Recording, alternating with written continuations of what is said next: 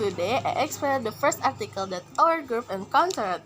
The title of our first article is Risk Factor for Non-Contact Ankle Sprain in High School Football Players, the Role of Previous Ankle Sprain and Body Mass Index.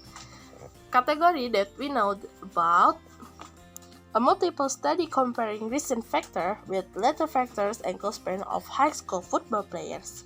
The context is 152 athletes from 4 football teams were observed body mass, height, history of previous ankle sprain, and ankle tap or brace use were recorded.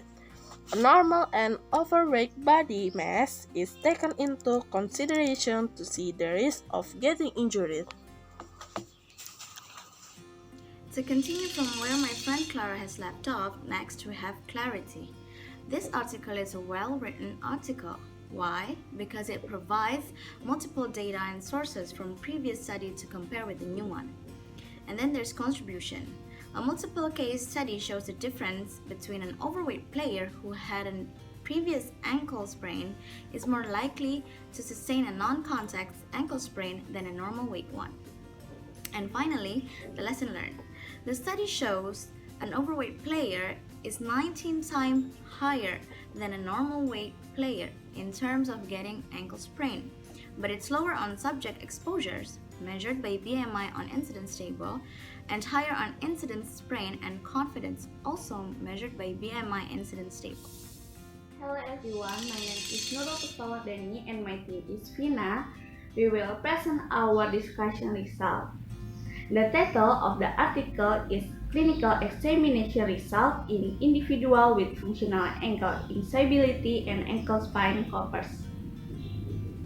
The category is cross-sectional study. The context is why some individual with ankle spine develop functional ankle instability and doesn't is unknown.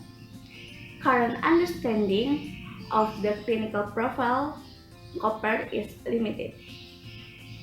Clarity is this article is a well-written text with concrete evidence. Thank you. Contribution in this article is all participants were required to be involved in 1 hour more of moderate to vigorous physical activity every week. They self-report their weekly activity level and intensity using simple recall. Lesson learned is individual with FAY covers differ on self-report disability, inversion laxity, pain at maximal inversion, and sagittal plane range of motion.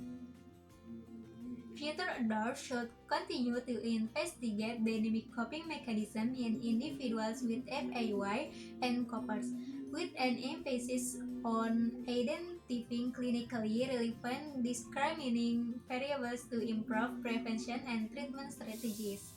Hello guys, me and Nabila Nur will present the result of our group discussion about the third article.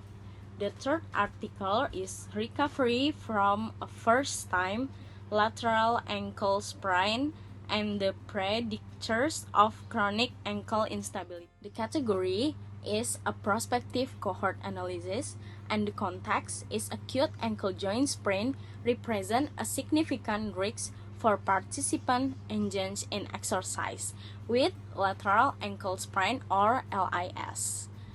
Consulting the most prevalent subclassification of this injury. Clarity in the theme of ankle sprain is this article is a well-written text with concrete evidence, and contributionnya is the University College Dublin Human Research Ethics Committee approved this research. All participants seeked an informed consent from before testing.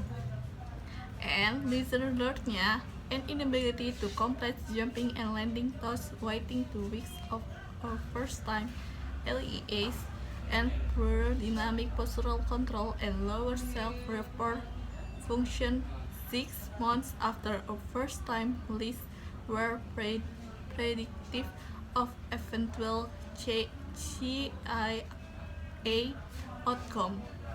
Thank you.